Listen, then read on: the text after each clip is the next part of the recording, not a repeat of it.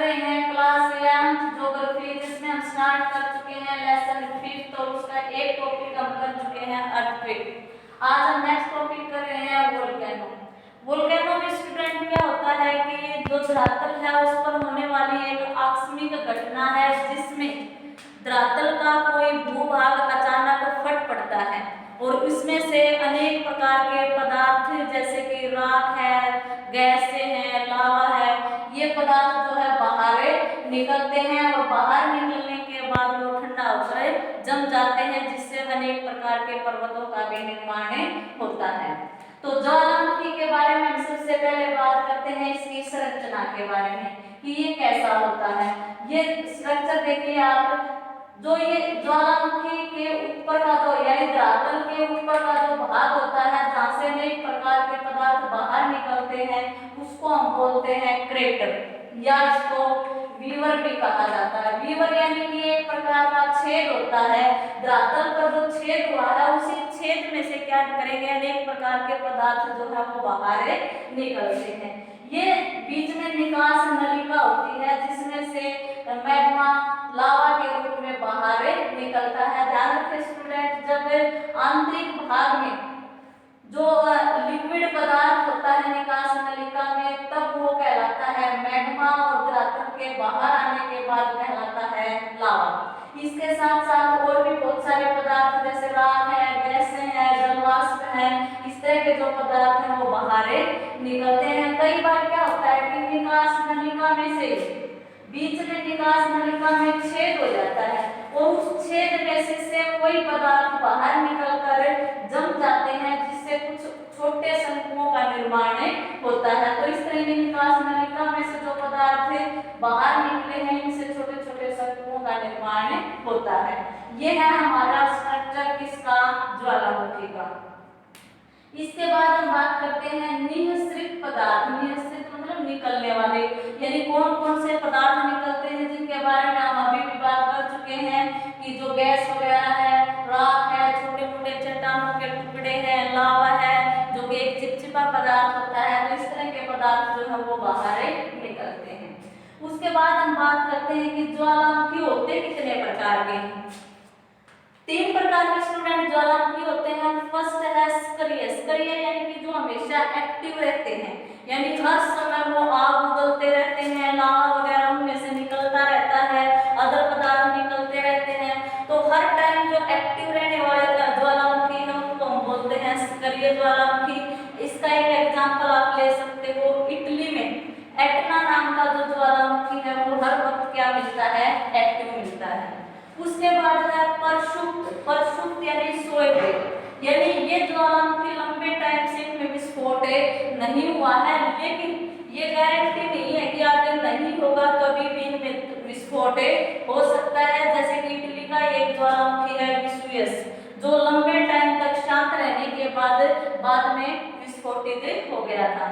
उसके बाद है विलुप्त ज्वालामुखी। लुप्त हो चुके हैं, खत्म हो चुके हैं, यानी बहुत लंबे टाइम से ये ज्वालामुखी जो है बंद हो चुके हैं और निकट भविष्य में भी ऐसे कोई जो सिम्टम्स है वो दिखाई नहीं देते कि यहाँ पर कोई ज्वालामुखी विस्फोट होगा। जैसे कि उसका जो क्रैटर है उसमें पानी भरने की वजह से वो कोई झील वगैरह का रूप ले चुका है। ऐसा एक ज्वालामुखी है आपको मिलेगा म्यांमार के अंदर, पोपा नाम का ज्वालामुखी। तो ये थे स्टूडेंट ज्वालामुखी के 3 प्रकार। कौन से? सक्रिय ज्वालामुखी जो हमेशा एक्टिव रहते हैं, परशुप्त जिनमें लंबे टाइम से विस्फोट नहीं हुआ है लेकिन हो सकता है, विलुप्त जिनमें निकट भविष्य में और अतीत में भी लंबे टाइम से उनमें विस्फोट नहीं हुआ है। उसके बाद हम बात करते हैं कि जो ये ज्वालामुखी विस्फोट होता है इनमें से जो पदार्थ बाहर निकल रहे हैं, हमने बात की राख निकलती है, चट्टानों के टुकड़े निकलते हैं, लावा निकलता है, तो वो जहां भी जाएगा गिरेगा उससे कोई ना कोई सथल रूप बनेंगे।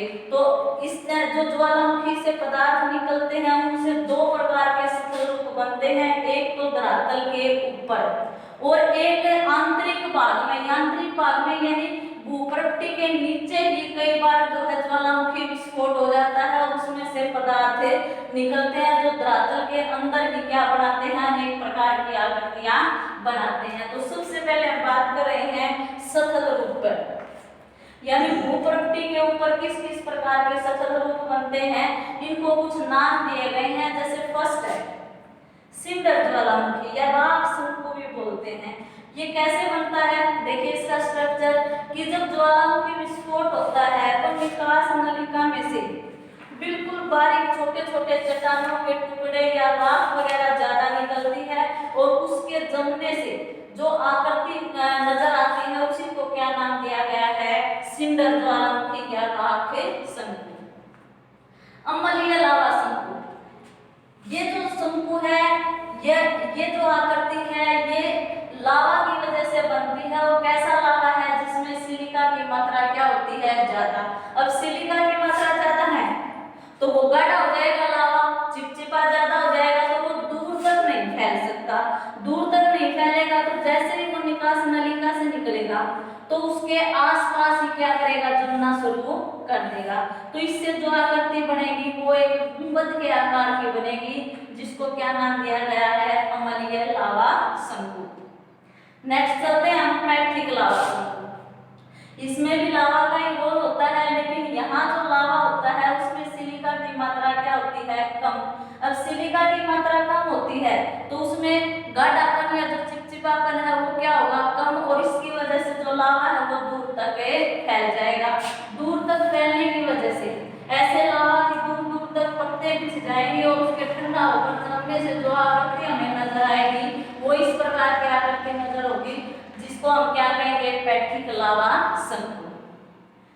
नेक्स्ट है मिश्रित शंकु। मिश्रित शंकु में क्या होता है कि अनेक प्रकार के छोटे छोटे शंकु बन जाते हैं। जैसे हमने स्टार्टिंग में भी बात की थी कि कई बार निकास नलिका के बीच में ही छेद हो जाने से जो पदार्थ है वो बीच रास्ते में ही बाहर निकल कर जमे जाते हैं, जिससे अनेक छोटे छोटे शंकुओं का निर्माण होता है, और इन्हीं को हम क्या कहते हैं, मिश्रित शंकु। और भी स्टूडेंट्स कई सारी आकृतियां बनती हैं, जैसे कि घोंसलादार शंकु। इसमें क्या होता है कि जो क्रेटर है उसके ऊपर ही कई बार जो पदार्थ निकलता है वो दूर नहीं जा पाता, आसपास नहीं फैलता, और उसके ऊपर ही वो जमना शुरू कर देता है। तो इससे जो आकृति बनती है वो कैसी नजर आती है, घोंसलादार। डाट या कलक, इसमें क्या होता है कि जो निकास नलिका है इसमें से लावा या जो दूसरे पदार्थ हैं वो बाहर नहीं निकलते, बल्कि उसी के अंदर, जैसे जो प्रोसेस चल रही है, सपोज प्रेशर एकदम से कम हो जाता है, प्रेशर कम हो जाने से जो पदार्थ है वो आंतरिक भाग से निकास नलिका में तो आया, लेकिन वो बाहर विस्फोटित नहीं हुआ, जिस कारण वो निकास नलिका में ही जमे जाता है। अगर आसपास का जो स्थान है वो अपरदित हो जाए तो निकास नलिका जो है वो इस तरह एक कठोर भूभाग के रूप में जमी हुई नजर आएगी, यानी एक डाट के रूप में या एक पलक के रूप में नजर आएगी। तो इस तरह की आकृति बनती है। ज्वालामुखी पर्वत, यानी ज्वालामुखी पदार्थों के बार बार लंबे टाइम तक निकलने से, उनके जमने से बड़े बड़े पर्वतों की रचना होती है, जिनको क्या कहते हैं, ज्वालामुखी पर्वत। ये तो थे कुछ ऊपर उठे हुए भूभाग, यानी हमारे धरातल के ऊपर कुछ भूभाग जो है वो ऊपर उठ जाते हैं, जिससे कुछ आकृतियां हमें नजर आती हैं, जिनके हमने नाम दिए हैं। फर्स्ट है सिंडर, सेकंड है अम्लीय, थर्ड है पैट्रिक, फोर्थ है मिश्रित, फिफ्थ है घोंसलादार, और सिक्स्थ है डाट या पलक, और सेवंथ है ज्वालामुखी पर्वत। कई बार नीचे धसे हुए भाग भी अलग से आकृति नजर आती है, वो कैसे, जैसे कि कालडेरा। कालडेरा की आकृति होती है एक कढ़ाई जैसी, जो हमारे घरों में कढ़ाई होता है उस जैसी आकृति होती है। ये कैसे होते हैं कि जब जो ज्वालामुखी विस्फोट होता है तो निकास नलिका में से निकलने वाले पदार्थ से जो विस्फोट होगा वो एकदम से क्रेटर को उड़ा देगा, और उड़ाने की वजह से यहाँ पर क्या बन जाएगा, एक बहुत बड़ा गड्ढा बन जाएगा, जो कैसा नजर आता है, एक कढ़ाई जैसा नजर आता है। इसलिए इसको क्या कहा जाता है, कालडेरा। और जब इस कालडेरा के अंदर यानी बाद में विस्फोट होने बंद हो जाते हैं, यानी वो विलुप्त अवस्था में चला जाता है, तो इसमें वर्षा वगैरह का जल भर जाता है, तो तो ये एक झील नजर आती है जिसको क्या नाम दिया गया है, करेक्टर झील। इस तरह के एग्जाम्पल, ये करेक्टर झील हमारे महाराष्ट्र में भी एक लोनार नाम की झील है जो इसी प्रकार से बनी है। तो ये थे कुछ भूभाग जो किसकी वजह से बने हैं, ज्वालामुखी से निकलने वाले पदार्थों से। उसके बाद हम बात करते हैं आंतरिक भाग में, यानी हमारी जो भूप्रवृत्ति है इसके नीचे, यानी इस पार्ट के अंदर भी कई बार ज्वालामुखी विस्फोट धरातल के ऊपर नहीं होता बल्कि अंदर ही हो जाता है। तो जो पदार्थ है वो अंदर ही कोई ना कोई आकृति बनाते हैं। इनका पता हमें कैसा चलेगा, जैसे हम खनन वगैरह करते हैं तो उससे हमें आंतरिक भाग की चट्टानों की संरचना नजर आती है। तो कैसे आकृतियां बनती हैं, देखिए जब धरातल के अंदर वाले भाग में जो लावा है या गैसें हैं या अदर राख चट्टानों के टुकड़े हैं वो एक बड़े गुंबद के आकार के रूप में जम जाते हैं। तो उस आकृति को नाम दिया है भूगोलवेताओं ने बैथोलिथ। नाम थोड़े से मुश्किल है लेकिन कोई ज्यादा दिक्कत वाली बात नहीं है, मिलते जुलते नाम है। क्या नाम दिया है इसको, बैथोलिथ। कैसे बनी है आकृति, यानी आंतरिक भाग में ही जो ज्वालामुखी विस्फोट से निकलने वाले पदार्थ हैं जब वो एक गुंबद नुमा आकृति में जम जाते हैं तो उसको हम बोलते हैं बैथोलिथ। दूसरी आकृति, सभी आकृतियां बनेगी लगभग सेम सेम, लेकिन भूगोलवेताओं ने उनकी आकृति को यानी उनको देख के थोड़े से नाम अलग कर दिए हैं। जैसे स्टोक है, जब लावा किसी गोलाकार रूप में जम जाता है तो उसको क्या नाम दिया गया है, स्टोक। क्या नाम दिया गया है, स्टोक। बैथोलिथ में गुंबद के आकार में लावा वगैरह का जमा हुआ था और स्टोक में एक गोलाकार रूप में। उसके बाद है जब लावा थोड़ा सा ऊपर उठकर छतरी नुमा आकृति में जम जाता है तो उसको बोलते हैं लैकोलिथ।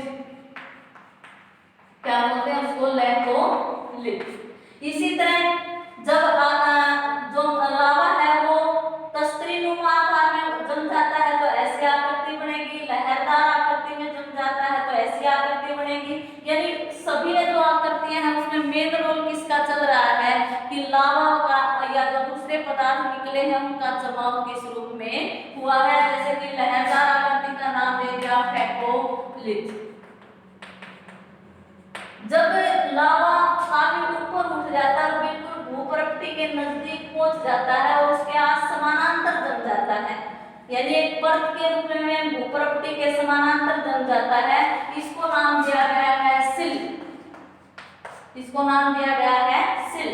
और जब जो लावा है या अदर पदार्थ है वो किसी दरार में, जैसे कोई चट्टान है उसके अंदर कोई दरार है, उस दरार में जब लावा जम जाता है और आसपास की जो चट्टानें हैं वो अपरदित हो जाती हैं तो वो लावा जो हमें एक खड़ी दीवार के रूप में जमा हुआ नजर आता है जिसको नाम दिया गया है डाइक। क्या नाम दिया गया है, डाइक। तो ये थी हमारी कुछ आकृतियां। कहाँ बनी है ये, धरातल के आंतरिक भाग में। बनी किससे हैं, ज्वालामुखी पदार्थों से ही बनी है। उसके बाद वितरण की बात करें कि मोस्टली जो ज्वालामुखी विस्फोट है वो कहाँ होते हैं, प्रशांत महासागर में। प्रशांत महासागर में विश्व के सबसे ज्यादा और मोस्टली सक्रिय ज्वालामुखी पाए जाते हैं। काउंटिंग वगैरह भी आप देख सकते हो, शायद अब भी 403 क्या है सक्रिय ज्वालामुखी है। उसके बाद अंध महासागर यानी अटलांटिक महासागर, जिसकी हम बात करें कि अफ्रीका और दक्षिणी अमेरिका के जो बीच वाला पार्ट है उसमें भी बहुत ज्यादा ज्वालामुखी विस्फोट होते हैं। और नेक्स्ट है मध्य महाद्वीपीय पेटी यानी यूरोप और एशिया, जैसे कि आल्प्स पर्वत है या हिमालय पर्वत है, यानी मोस्टली जो पर्वतीय इलाका है महाद्वीपों में वहां पर भी क्या है, ज्यादातर ज्वालामुखी विस्फोट होते हैं। तो ये था हमारा आज का टॉपिक जिसमें हमने ज्वालामुखी के डिटेल में बातें की है।